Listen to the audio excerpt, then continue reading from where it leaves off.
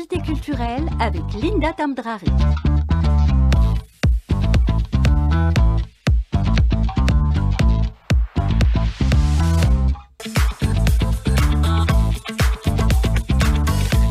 Voilà, bonjour. Bonjour Linda.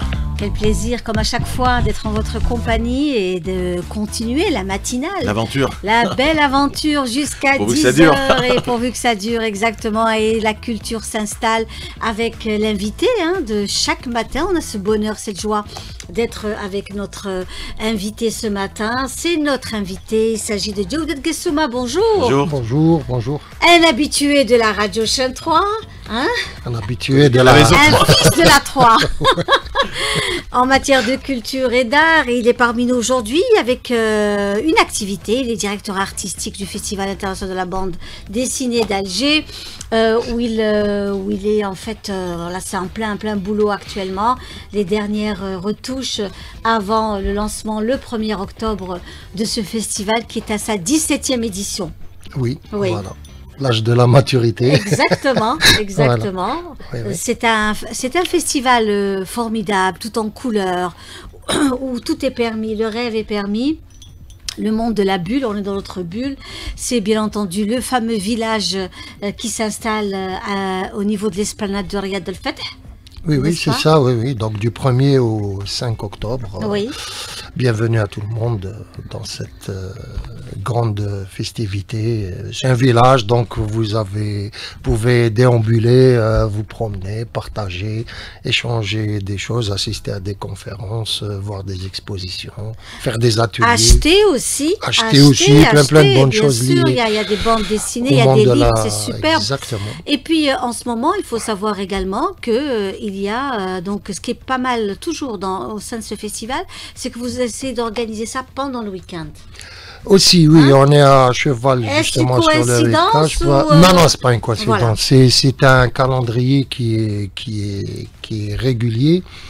Non seulement on organise ça justement à cheval dans le week-end pour que les gens puissent venir en masse. Et aussi, donc on a beaucoup de public jeunes et enfants, donc jeunes adultes, jeunes et enfants. Donc on tient compte de ça et aussi on tient compte d'un calendrier international de festival de BD. Donc on est placé, c'est une norme internationale, on est placé dans étant donné que c'est le festival international de la bande dessinée d'Alger. Il faut savoir que vous recevez, donc on reçoit et on est pas mal d'invités. On est lié à un calendrier international. Oui, donc il y a la Tunisie, l'Espagne, l'Égypte, l'Italie, la France, le Mexique, le Canada, les États-Unis, le Japon, le Cameroun, le Congo, la Palestine, le Liban, la Syrie, la Slovénie. Et représentant aussi de l'Union européenne. Donc tout cela, c'est aussi votre... Donc de nombreux pays, entre la MLF, on était 14, l'AM on est 17. Oui. Il y a de nombreux pays qui demandent aujourd'hui la participation. Et il y a des pays participants comme le Japon, l'Italie ou les USA qui demandent d'augmenter leur présence, leur espace. Parce qu'il y a beaucoup de choses qui se passent dans leur espace aussi. Et donc, on a beaucoup les Japonais, ils viennent aussi en force. On a par exemple le retour de l'Espagne, mais d'une manière fulgurante. C'est-à-dire qu'ils sont venus avec une expo immense, une expo qui a fait le tour du monde, autour de la Palestine, autour du quotidien palestinien à travers la BD. Donc une présence qui est accrue, donc on a beaucoup d'espace qu'on propose au public, les éditeurs à qui on a offert l'espace gratuitement, parce que c'est un principe pour nous que les éditeurs de BD soient quand même un peu privilégiés. C'est très difficile de faire de l'édition BD, donc on leur offre l'espace. Il y a un espace gaming, donc avec les dernières technologie en date, donc, parce qu'aujourd'hui le public il est connaisseur, donc on ne peut pas lui offrir n'importe quel produit. Connaisseur passionné. Voilà, donc il y a un espace gaming très vaste, ce qui fait un peu plus de 400 mètres carrés. Il y a une scène en plein milieu qui est une sorte d'agora dans laquelle on va rassembler des gens autour de conférences. Il y a quasiment une moyenne de 5 conférences par jour. Donc on a un peu elle démarre à quelle heure vos limité. conférences? Elle démarre de 10h du matin à 17h. Au sein toujours régulièrement de au sein de l'espace. Très bien. Avec des thématiques des thématiques qui viennent du Cameroun, la langue amazigh dans la BD, l'anglais dans la BD, les enfants et la BD, le fumetti italien, la BD italienne. Vraiment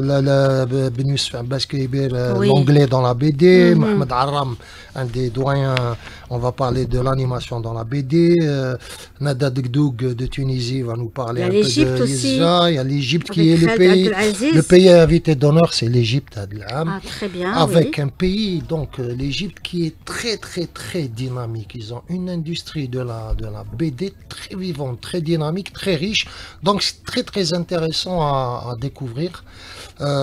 L'Égypte, vraiment, d'ailleurs, ils font partie du jury international. Donc la Tunisie avec Nada Degdoug, Racha Abou El-Malki. Et la Turquie également.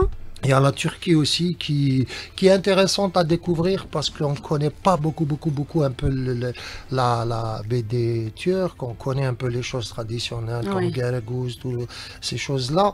Mais en même temps, ils ont beaucoup de choses, je pense même le cosplay, ils sont très forts. Comme ils sont à cheval entre l'Asie mineure et l'Europe, donc c'est très intéressant à découvrir. Il y a des ateliers manga, ateliers super-héros, ateliers de lecture pour enfants. Il y a notre partenaire principal qui organise un concours de dessin tous les jours avec un prix tous les jours. Il y a les espaces comme les USA, Italie, Japon, tout ça ils organisent au sein de des rencontres et des ateliers et tout. Pour ce qui est des Beaux-Arts, on a une collaboration donc entre un partenariat qui est renouvelé chaque année. Où on offre des workshops. Bon, donc là, c'est destiné aux étudiants des Beaux-Arts pour un atelier dirigé par M. Ayadi et Mlle Stiti qui sont autour du modeling, c'est-à-dire ils vont créer des figurines et d'autres artistes peintres vont les peindre, c'est-à-dire il y a des sculpteurs, des étudiants sculpteurs, des étudiants peintres qui vont produire donc des figurines. C'est très intéressant en 3D. Et il y a aussi un atelier, enfin 2 ateliers aussi que j'organise personnellement au nom des Beaux-Arts en tant que chef de filière formation. Donc montage d'expos, donc les expos seront montés par des étudiants des Beaux-Arts. Et en échange professionnel, on va leur apprendre aussi c'est quoi un événementiel. La BD a été toujours aussi porteuse d'une symbolique. On a beaucoup vu des BD qui transmettent aussi l'histoire de la révolution algérienne. Il y a le 17 octobre par exemple. Il y a eu des hommages à Maurice Audin, les accords d'Évian. Il y a eu énormément de choses. Il y a des collections sur toute l'histoire de l'Algérie, même l'Antiquité jusqu'au XXIe siècle. Vous avez aussi travaillé vous-même avec la Pologne il y a quelques années autour de la bande dessinée. Autour d'une histoire liée entre la Pologne et l'Algérie où on a découvert des choses magnifiques. L'opération Torche qui était préparée ici dans les années 40, c'est quand même incroyable. Et chaque fois que je passe, par exemple, par la place Ayman Abdelkader ou alors quand je passe près du cinéma de Niazed, il y a un hôtel là qui s'appelle. Il y a des lieux qui sont historiques, on ne sait pas ça. D'ailleurs, on en avait fait une bande dessinée avec les éditions. Absolument, je me souviens parfaitement. Et qui parlait un peu de tous ces héros un peu cachés, espionnage. Il y avait vraiment plein de choses. On en a fait aussi ensuite un documentaire, je crois, de 26 minutes sur toutes ces choses-là. Et la BD est un média qui est directement lié. C'est d'abord un écosystème dans lequel il y a beaucoup de choses qui se passent. Et nous, on essaye au FIBDA de rassembler toutes ces choses-là. Et l'histoire, vous avez par exemple, je ne pense pas les citer, mais les éditions Casa qui ont toute une collection sur l'histoire algérienne. Oui. Et c'est très bien fait. Il y a d'autres éditions qui m'a par exemple Z-Link, qui produit aussi la revue L'App Store, qui font beaucoup d'éditions. historiques, mais en même temps fantasy. C'est-à-dire qu'ils ne sont pas directement liés. Mais par exemple, il y a eu Raïs Hamidou, un héros, et là, il le présente comme étant dans un style fantasy. C'est un style qui répond aux besoins des jeunes d'aujourd'hui. On ne va pas leur faire quelque chose d'hyper classique. Et donc, il y a beaucoup d'engouement. Moi, j'ai beaucoup d'étudiants, par exemple, qui veulent faire des masters, qui font leur mémoire sur beaucoup de choses historiques. Il y a aussi des gens qui veulent créer voilà, pas plus loin qu'hier, j'ai eu un étudiant qui a créé des personnages. Un personnage assez qui s'appelle Yili, c'est une héroïne, super-héroïne, berbère, mazir, c'est-à-dire elle a fait un mix de toute la mazirité, entre Chaouia et Baïl et tout. Et il a fait donc un excellent personnage avec tout un univers, un écosystème dessiné. Les gens sont très curieux, ils veulent produire aujourd'hui des choses qui soient algérienne, qui soit maghrébine, à la limite. C'est-à-dire qu'il y a beaucoup aujourd'hui, les jeunes s'intéressent à leur origine, à leur identité. Il y a beaucoup de questionnements. On se questionne face à cette planète aujourd'hui où il y a des déchirements. On se positionne donc aujourd'hui avec une identité propre, un art propre, une mythologie qui nous appartient, une esthétique et tout ça, c'est-à-dire on s'évertue dans ce festival à essayer de recréer une atmosphère. Il y a de la musique aussi chez vous. Oui, il y a de la musique également. Oui, il y a des groupes Jugulator. Il y a aussi un groupe entièrement féminin que la Slovénie nous a offert. Je vous laisse la surprise, ça va être quelque chose de vibrant. Ça, c'est sympa aussi. Et qui sont dans l'esprit, parce que c'est du heavy metal, donc il faut que les gens comprennent que nous sommes dans l'esthétique, en fait, dans l'écosystème on est orienté vers le public de la BD. Alors, il faut savoir aussi que l'accès est payant. L'accès, donc, vous avez un pass. Donc, vous avez un pass pour toute la semaine, pour tout l'événement. C'est l'équivalent d'une modeste pizza. L'équivalent du modeste pizza, exactement. Voilà. Je ne sais pas si la pizza est à ce prix, beaucoup plus cher aujourd'hui. En tous les cas, ce qui est certain, c'est que... faut dire que les activités, par exemple, quand vous avez un festival de BD ou un Comic-Con dans des pays autres, vous avez les accès aux activités sont payants aussi. Non seulement l'accès est payant, nous, c'est juste l'accès qui est payant. Et donc, dans les autres, dans le gaming, toutes ces choses-là, c'est on rentre dans un espace aussi. Donc, l'accès est payant, il faut le savoir, et que vous avez après donc un pass. On n'a pas eu beaucoup de sponsors cette année, donc vraiment, on essaye de parer au plus précis. Oui.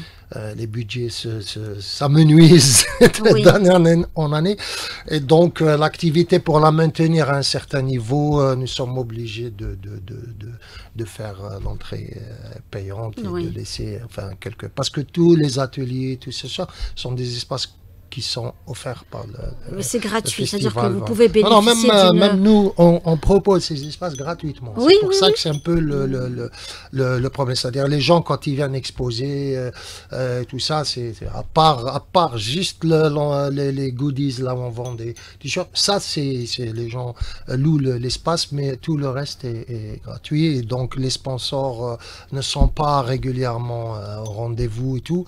C'est vraiment ça, c'est des choses où il faudrait qu'on comprenne que la culture était aussi un vecteur économique, et qu'on peut générer des profits gagnants-gagnants entre le public et les opérateurs. C'est très très important que nos opérateurs sachent qu'il faut aussi investir dans parce que un espace comme le FIBDA, qui réunit de plus en plus de monde, qui réunit de plus en plus qui étoffe ses activités. Là, on va revenir dans pas très longtemps, Inch'Allah, on va revenir à un niveau dans lequel on était par rapport au FIBDA. On sent que ça vient. Mais il faut qu'il y ait les moyens pour qu'on puisse faire des villages plus plus festif, plus accueillant, c'est-à-dire qu'on ne se limite pas, qu'on fasse des scénographies bien, voilà, ça c'est très important. C'est un espace très très prisé. Cosplay, beaucoup de surprises aussi, il y aura beaucoup de surprises, le cosplay tend à s'étoffer, les participants, le public aussi, sont dans un espace où vraiment si j'ai un slogan à dire sur le FIBDA, c'est la bienveillance. La bienveillance de l'échange, puisqu'il y a beaucoup de choses aussi qui se passent du côté pas informel, dans le cadre du FIBDA, mais pas dans l'activité officielle. Vous voyez plein de gens qui viennent vous voir, vous demander des conseils, non? Et il y a des rassemblements de gens, les gens sont bienveillants et ils sont rassurés de trouver des gens qui leur ressemblent. Et tout ça, et donc le cosplay étant particulier parce que le cosplay, c'est la personne qui représente le personnage. Donc c'est très courageux, de jouer le personnage, d'être présent devant un public, et la bienveillance du public est très intéressante. Les gens ils veulent se photographier avec les cosplayers. Parce qu'ils connaissent aussi les personnages. Voilà. Ils connaissent, ils sont dans le mood. Ils sont dans... Voilà, ils sont dans le mood, exactement. Ils sont dans cet esprit-là de partage, de convivialité, et c'est très très intéressant. Et puis il y a le génie, il y a l'esthétique, il y a aussi l'élaboration de ces costumes, parce que c'est aussi encore une fois un écosystème, le cosplay. Il appartient à la BD, mais aussi il appartient au monde du costume, il appartient au monde du cinéma, de la fantaisie, du dessin animé, et reproduire ça, parce que le cosplay a ses règles. Les règles sont que il faut qu'on réalise le costume dans les normes admises. Et le plus proche possible... le costume, c'est aussi un personnage. Voilà, c'est un personnage. Et on le joue quand on fait le concours du cosplay, les personnages sont joués en live, c'est-à-dire une des scènes, par exemple, quand ils sont deux là, il y a des scènes qui sont reproduites in vivo, quoi. Donc c'est très très important tout ça, toutes ces choses-là. Cette année, c'est aussi une édition dédiée aux enfants. Oui, donc les enfants sont rois. Cette fois, à travers aussi, on leur a dédié un personnage super gâte. C'est un chat roux, donc il s'appelle Rougi, voilà. Il s'appelle Rougi pour des raisons évidentes que vous verrez sur l'affiche. N'est-ce pas? Et donc il va accompagner le public dans cette aventure d'une semaine au sein du FIBDA, avec plein d'ateliers pour les enfants. Mais alors là, cette fois, ils seront gâtés. Voilà, et il y aura beaucoup de choses destinées aux enfants. Ça c'est quelque chose de formidable. Donc, l'inauguration, ce sera donc l'ouverture, c'est le 1er. Donc 1er octobre. Oui, le 1er octobre. Est-ce que c'est ouvert au public le 1er? Est-ce qu'il sera ouvert à partir de 15h, je pense. À partir de 15h. Après l'inauguration un peu officielle, on doit accueillir des officiels. Je pense qu'à partir de 15h, 16h, ça sera ouvert au public. Ce sera ouvert au public. Hakim Bey est déjà là. Oui. Pour nous signaler que c'est... Il compte bien, non, pour vous dire que je serai au FIBDA. Voilà, profitez comme chaque année. Nous avons besoin de personnes bienveillantes, donc voilà. Oui, complètement. C'est un engagement, voilà, on sera bienveillant. Voilà, merci. Aujourd'hui, le FIBDA, à sa 17e édition, c'est quand même fort, parce qu'il se maintient. C'est un exploit de le maintenir. Il se maintient. Voir le monde qui a, la foule, voilà, toute cette jeunesse qui bouillonne, qui est là chaque année, voilà, qui en dit, il y a beaucoup de talent, d'imagination, de créativité. Ils ont besoin de s'exprimer. On avait aussi dans un espace qui leur est dédié. Et puis ce qui est aussi très intéressant, c'est que on aborde tous les sujets en fait. Oui, bien sûr. Tous les sujets sont abordés sérieux, beaucoup moins selon. Puis je trouve que c'est aussi une très belle façon d'aborder aussi l'histoire du pays, pour ceux qui s'intéressent à l'histoire, d'aborder l'histoire du pays. Elle est beaucoup plus... Elle va être très très intéressante, parce qu'il y a des éditeurs, il y a beaucoup d'éditeurs qui justement ont fait de cette vocation justement l'histoire. Des éditeurs, je pense que le public va trouver aussi beaucoup de choses liées à l'histoire. Et d'une manière très agréable, bien dessinée, bien écrite. Josette Guessouma, vous étiez notre invité ce matin. Merci beaucoup. Merci à vous, c'est toujours un plaisir. À très bientôt. À très bientôt et bienvenue à tout le monde. Donc voilà. du premier aussi. L'invitation est lancée. Merci, voilà.